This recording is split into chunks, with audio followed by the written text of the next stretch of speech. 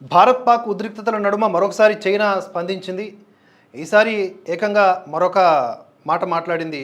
ఏంటి అంటే, మేము మధ్యవర్తిత్వం చేయడానికి కూడా సిద్ధమే, శాంతి నెలకొల్పడానికి అంటూనే మరొకసారి ఇంకో మాటని కూడా ధృవీకరించింది. ఏంటి అంటే, టెర్రరిజం ఏ రూపంలో ఉన్నా కూడా దానికి మేము వ్యతిరేకము అని మరింత ఓపెన్గా మాట్లాడుతూ ఉన్నప్పుడు, పాకిస్తాన్ పెంచి పోషిస్తున్నది ఉగ్రవాదం, అది కంట్రోల్లో ఉండాలి, అది బుద్ధి మార్చుకోవాలని చెప్పొచ్చు కదా.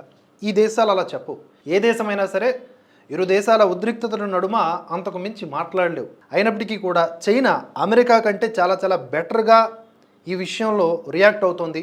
కోర్స్ ఆ గ్లోబల్ టైమ్స్ ఇత్యాది చైనా మీడియా మాత్రం వక్రీకరణ వార్తల్ని ప్రచారం చేసుకుంటుంది. అది వేరే విషయం. టెర్రరిజం ఏ రూపంలో ఉన్నా దానికి మేము ఎగనిస్ట్ అని చెప్తుంది. ఇక అమెరికాని కనుక తీసుకుంటే అధ్యక్షుడు ట్రంప్ గారు ఏమంటారు, టిట్ ఫర్ ట్యాట్ లాగా వ్యవహరించుకుంటున్నారు అని మాట్లాడుతున్నారు.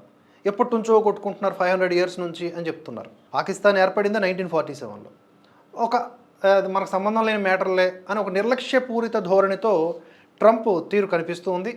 ఆ దేశపు ఉపాధ్యక్షుడు కూడా అలాగే మాట్లాడుతూ ఉన్నారు, అది మాకు సంబంధం లేని మ్యాటర్ అని చెప్పి. ఏదేమైనా ఉంటే తటస్థంగా ఉంటున్నారు, లేదా భారత్కు అనుకూలంగా ఉంటున్నారు, కానీ అధికారికంగా పాకిస్తాన్కి మాత్రం ఏ దేశము వ్యవహరించటం లేదు. ఒక టర్కీ, బ్రిటన్ వంటి దేశాలు వెనక నుంచి డ్రోన్లు ఇత్యాది ఆయుధ సామాగ్రి అందిస్తున్నట్లుగా కొన్ని సాక్ష్యాలు అయితే బయటపడుతున్నాయి.